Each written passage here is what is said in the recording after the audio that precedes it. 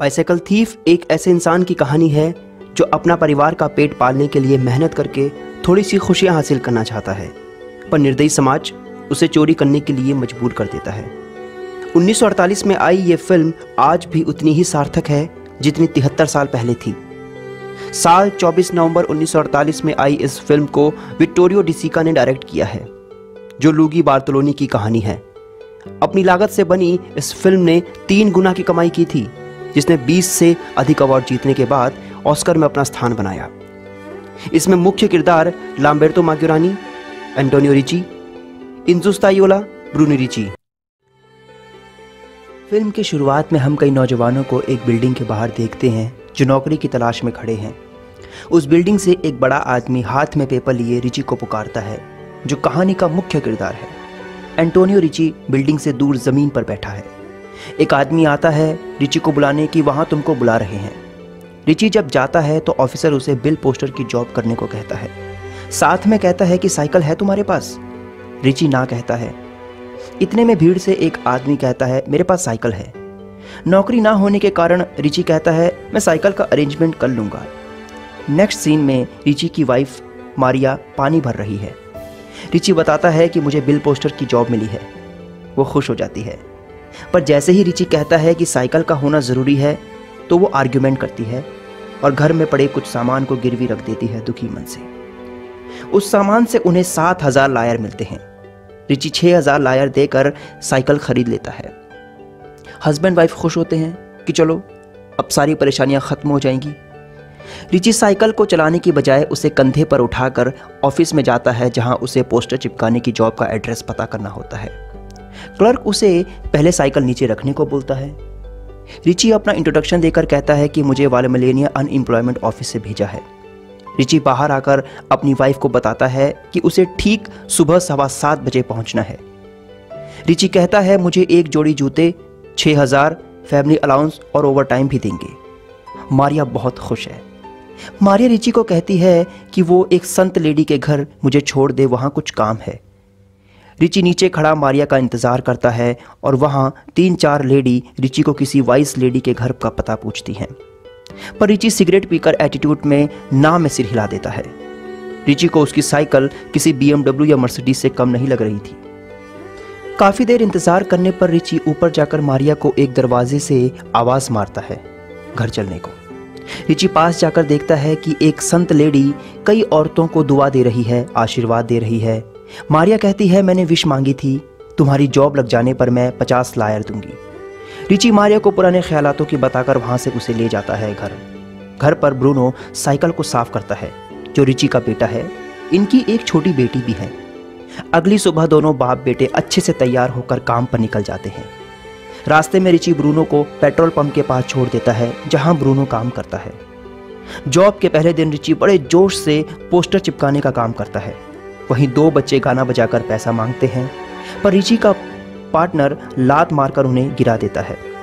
कुछ समय बाद वहां एक नौजवान चक्कर काट रहा है, कुछ ढूंढते हुए। रिची अपने काम में व्यस्त है। वो टोपी वाला नौजवान उसकी साइकिल चुराकर भाग जाता है। रिची का कलेजा फटकर बाहर आ जाता है। तेजी से उस चोर का पीछा करता है। दौड़ते हुए जैसे ही वो चौक तक पहुंचता है, वहां 4-5 गलियां दिखाई देती है।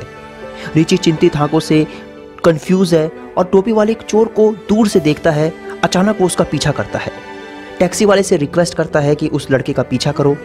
थोड़ी दूर पर ओवरटेक करने के बाद जैसे ही वो साइकिल वाले को रोकता है तो वहां वो नहीं कोई और होता है। रिची वापस आकर बेमन ढंग से गुस्से में रोते हुए काम खत्म करता है। रिची को सबसे पहला ध्यान पुलिस स्टेशन का आता है। जाने पर रिची को पुलिस की तरफ से कोई सहायता नहीं मिलती। शाम होने पर रिची भीड़ में अकेला बेटे के पास पहुंचता है। ब्रूनो पूछता है साइकिल कहाँ है? रिची चुप है। क्या साइकिल टूट गई? पूछने पर रिची हाँ कह देता है।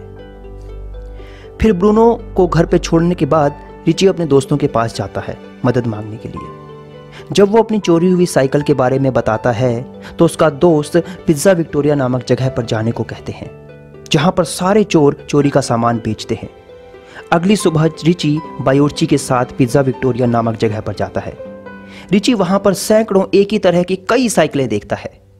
कई तरह की साइकिल देखने के बाद रिची कंफ्यूज है और वो डिसाइड नहीं कर पाता है कि उसकी कौन सी साइकिल है। पास ही में एक आदमी साइकिल की बॉडी को पेंट करता है। रिची उसे उस साइकिल की बॉडी का नंबर दिखाने को बोलता है, पर वो आदमी मना कर देता है। रिची उसे पुलिस का डर दिखाता है। इतने में दुकानदार की वाइफ बाहर आती है और रिची और उसके दोस्तों को डांटती है। रिची पुलिस को लेकर आता है। पुलिस वाला साइकिल का नंबर देखता है, पर वो कोई और नंबर होता है। बारिश में भीगा रिची कारखाने के बाहर जाता है और वहां अपनी साइकिल को ढूंढता है। इधर उधर ढूंढने के बाद भी रिची अपनी साइकिल को नहीं ढूंढ पाता और एक दीवार के कोने पर खड़े होकर बारिश के रुकने का इंतजार करता है। अचानक रिची सामने एक साइकिल पर टोपी वाले लड़के को देखता है और वो लड़का एक बूढ़े आदमी से पैसों को लेकर बात कर रहा है। रिची जैसे ही उस लड़के की तरफ बढ़ता है, वो लड़का तेजी से साइकिल लेकर भाग जाता है। इतने में रिची उस बूढ़े आदमी को ढूंढने लगता है। कई गलियों में चक्कर लगाने के बाद उसे वो बूढ़ा पुल के ऊपर मिलता है। उस लड़के के बारे में पूछने पर वो बूढ़ा आदमी रिची को कुछ बताता नहीं है। रिची उसका पीछा करते करते चर्च तक पहुंच जाता है, जहां पर वो बूढ़ा आदमी बैठा होता है। रिची उसके पास बैठ जाता है। कई बार उस लड़के के बारे में पूछे जाने पर बूढ़ा कुछ नहीं बताता।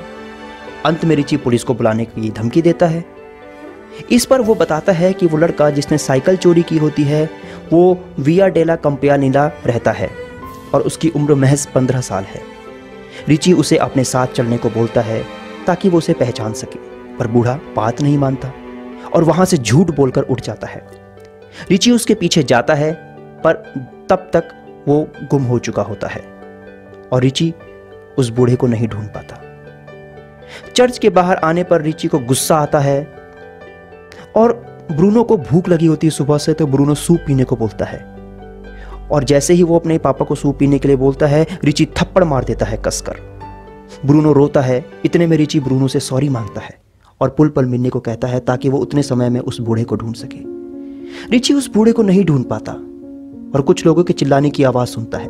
किसी के डूबने की शोर रिची को सुनाई देता है और रिची सोचता है कि शायद ब्रूनो ने गुस्से में पुल में छलांग लगा दी, पर जब लोग उस बेहोश बच्चे को बाहर निकालते हैं तो वो कोई और होता है। रिची खुश हो जाता है। ब्रूनो को देखकर, उसकी भोली सूरत देखकर रिची अपना वॉलेट चेक करता है और ब्रूनो को होटल में लेकर जाता है। दोनों बहुत भूखे हैं। खाते वक्त ब्रूनो पीछे देखता है जहां एक अमीर परिवार खाना खाता है। उनके बच्चे की उम्र महज ब्रूनो के जितनी है। ब्रूनो उस बच्चे से अपना कंपैरिजन करता है, पर रिची समझाता है कि हमारी कमाई इतनी नहीं है कि उनके जैसा खाना अफोर्ड कर सके। हमारी खुद की इनकम 800 लायर है। सब जगह से हारने के बाद रिची उस संत के पास जाता है जहां मारिया ने उसकी जॉब के लिए विश मांगी थी।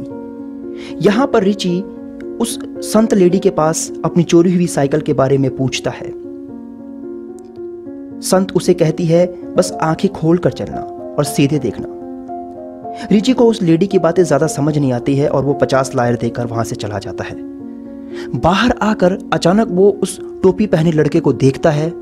लड़का उससे नजरें चुराकर भाग जाता है। वो चोर एक लेडी के घर में चला जाता है। रिची भी उस लेडी के घर के अंदर जबरदस्ती घुसता है। घर के अन्य सदस्य उसे बाहर जाने को कहते हैं। रिची उस चोर का गला पकड़ता है और पुलिस में जाने को बोलता है। बाहर आकर रिची उस लड़के को डांटता है, साइकिल वापस करने को बोलता है, पर लड़का मना करता है कि वो चोर नहीं है। रिची बोलता है कि सेम हैट तो पहने था उस दिन, साइकिल चोरी की थी ये तूने। वहां के कई लोग इकट्ठा हो जाते हैं। एक लेडी वहां हो रहे शोर से परेशान होकर उन सबको वहां से भाग जाने को बोलती है। इतने में वहां का एक बड़ा अधिकारी आता है जो उन्हीं लोगों का मुखिया है और रिची से पूछता है कि इस आरोप को लगाने से पहले क्या तुम श्योर हो। रिची कहता है इसमें श्योर वाली कौन सी बात है। बड़ा अधिकारी बोलता है तो तुम जाओ पुलिस स्टेशन। इतने में ब्रूनो भीड़ से निकलकर पुलिस को बुलाने चला जाता है। लड़का भागने की कोशिश करता है पर रिची उसे पकड़ लेता है और वो बेहोश होने का नाटक करता है। वहां के लोग रिची को चले जाने को कहते हैं। वहां उस लड़के की हालत देखकर लोग डर जाते हैं, महज वो नाटक ही कर रहा है, और लेडी उसे तकिया लाकर देती है। वहां खड़े लोग रिची को मारने की धमकी देते हैं। रिची एक चबूतरे पर चढ़कर एक लकड़ी से डराते हुए कहता है कि तुम सब चोर हो। वहां पुलिस आती है। सब लोग उस बेहोश लड़के की साइड लेते हैं और रिची को उसके बेहोश होने का गुनहगार मानते हैं। लड़के की माँ पुलिस वाले को अंदर लेकर जाती है, साथ में रिची भी है। घर के अंदर दिखाती कहाँ है साइकिल। पुलिस वाला सारा घर देखता है पर कहीं भी साइकिल नहीं मिलती। पुलिस वाला अकेले में रिची को पूछता है कि तुम श्योर हो कि ये वही लड़का है जिसने तुम्हारी साइकिल चोरी की है? रिची हाँ कहता है। पुलिस ऑफिसर रिची को खिड़की से नीचे दिखाता है, कहता है कि देखो इतने सारे गवाह हैं, क्या तुम्हारे पास कोई गवाह है या कोई सबूत है? पुलिस वाला कहता है कि देखो तुम चेहरा देखकर और टोपी देखकर नहीं कह सकते हो कि ये चोर है। पुलिस वाला उस लड़के से भी पूछता है कि तुम इनोसेंट हो? लड़का हाँ कहता है और अपना नाम अल्फ्रेडो कैटिली बताता है। इस पर रिची को गुस्सा आ जाता है और वो वहां से भाग जाता है। दुखी निराश हालत में रिची एक फुटपाथ पर रुककर बहुत सारी साइकिलों को देखता है। पीछे मुड़ने पर रिची की नजर एक अकेली साइकिल पर पड़ती है। कुछ सोचता है, फुटपाथ पर बैठता है, फिर खड़ा होता है, फिर बैठता है। अकेली पड़ी साइकिल को देखता है। रिची के मन में कई तरह के सवाल पैदा होते हैं। वो चोरी करने पर मजबूर हो जाता है। कई लोगों को साइकिल चलाता देख वो मन ही मन में बहुत सोचता है और वो ब्रूनो को कुछ पैसे देता है और ट्राम पकड़कर घर जाने को बोलता है। ब्रूनो ट्राम नहीं पकड़ पाता। रिची अकेली साइकिल के पास जाता है। इधर उधर देखने के बाद तेजी से साइकिल चलाकर भाग जाता है। इसी दौरान कुछ लोग उसे चोर बोलकर उसका पीछा करते हैं। रिची तेजी से साइकिल चला रहा है और पीछे कई लोग उसके दौड़ रहे हैं। कुछ दूरी पर रिची पकड़ा जाता है। इतने में ब्रूनो अपने पापा को देख लेता है। लोग उसे बुरी तरह से मार रहे हैं, थप्पड़ मार रहे हैं। ब्रूनो रो रहा है। रिची बहुत शर्मिंदगी महसूस करता है अपने बेटे के सामने मार खाते हुए। वो लोग रिची को पकड़कर वहां से साइकिल ओनर के पास लेके जाते हैं। वो आदमी ब्रूनो की रोती शक्ल देखकर तरस खाकर रिची को चले जाने को कह देता है और वो उसे कोई सजा ना होने के कारण वो लोग रिची को कहते हैं लकी स्टार और तुम्हारा दिन अच्छा है कि तुम बच गए। दोनों बाप बेटे वहां से रोते रोते दिल टूटे हुए भीड़ से मिल जाते हैं और फिल्म खत्म हो जाती है। अब आइए इसके कुछ और पहलुओं के बारे में बात की जाए। हमें फिल्म में कई जगह उस देश की समस्या को डायरेक्टर ने बड़ी खूबसूरती से दिखाया है। फिर चाहे वो कंपनी के बाहर बेरोजगारों का रहना, मारिया का पानी भरना जहां पर पानी की काफी किल्लत है, उनके घर की खस्ता हालत, दीवारें और अमीरी के नाम पर बस चादरें। चाइल्ड लेबर को लेकर बड़े आर्टिस्टिक वे से विक्टोरिया द सिका ने यहाँ पर दिखाया है कि दो बच्चे जब वहाँ पर वो बिल पोस्टर का काम कर रहा है तो वो गाना बजाकर पैसा मांगते हैं और वहाँ पर उसका दोस्त रिची का लात मारता है। खुद रिची का बेटा पेट्रोल पंप पर काम करता है। होटल में हमको रिच और पुअर के क्लास का एक बड़े आर्टिस्टिक वे से विक्टोरिया द सिका ने दिखाया है, जहाँ पर एक छोटा बच्चा और दूसरे अमीर परिवार का एक छोटा बच्चा है। दोनों आंखों और आंखों में देखते हैं और एक क्लास को डिफाइन करते हैं कि देख मेरे पास कितना अच्छा खाना है, तेरे पास कितना बेकार खाना है। इसके साथ इसमें अंधविश्वास, बेरोजगारी, पानी की समस्या, चाइल्ड लेबर, न जाने और भी कई तरीके की समस्याओं का वर्णन किया है। अब सवाल ये उठता है कि क्या एंटोनियो को वो थीफ मिल गया था? क्या सच में वही वो थीफ था जिसने साइकिल चोरी की थी? हाँ, चर्च के बाहर उसने जिस 15 साल के नौजवान को देखा था वो वही लड़का था जिसने एंटोनियो की साइकिल चुराई थी। फिर एंटोनियो ने उसे वहां पर पुलिस के सामने साबित क्यों नहीं किया? क्योंकि उसे सब लोग चोर नजर आ रहे थे, पुलिस वाला भी। दुनिया जालिम है और इसलिए उसने उस चीज को लेकर साइकिल चुराने का फैसला किया। अब चलिए इस फिल्म के कुछ फैक्ट के बारे में बात करते हैं। इसके कई एक्टर्स कोई प्रोफेशनल नहीं थे। यहाँ तक कि एंटोनियो जो लीड कैरेक्टर है, लाम्बर्टो माग्योरानी, महज एक फैक्ट्री में काम करते थे। उन्होंने फिल्म सिर्फ इसलिए की क्योंकि फैक्ट्री में काम करने के लिए जो उनको तनख्वाह मिलती थी, यहाँ पर उनको विक्टोरिया द सिका ज़्यादा पैसे पे कर रहे थे। ब्रूनो जो एक छोटा सा बच्चा, वो एक सड़क पर खेल रहा था अपने दोस्तों के साथ और विक्टोरिया द सिका ने वहीं से उनको कास्ट किया। जिस किताब से ये कहानी है वो इस फिल्म से बिल्कुल अलग है। द सिका की ये फिल्म पूरी दुनिया में पॉपुलर थी सिवाय इटली के, क्योंकि ये फिल्म से पहले वहाँ की सरकार ने उस देश के सभी थिएटर तोड़ दिए थे। फिर सवाल ये उठता है कि इस फिल्म को इतना महान क्यों कहा जाता है? क्योंकि इसकी shooting, real location, real artist, कोई ग्लैमर नहीं, सिंपल आर्टिस्ट, हर तरह से रियलिस्टिक वे से दिखाया है, इसलिए इसे न्यू रियलिज्म की नींव रखने वाली महान फिल्मों में शामिल किया जाता है। तभी आप इस फिल्म को देखोगे कि ये हर शख्स के आसपास की कहानी है। अच्छा, एक इम्पॉर्टेंट बात, आपको कैसी लगी ये फिल्म कमेंट सेक्शन में ज़रूर बताएं। लाइक और सब्सक्राइब करना ना भूलें।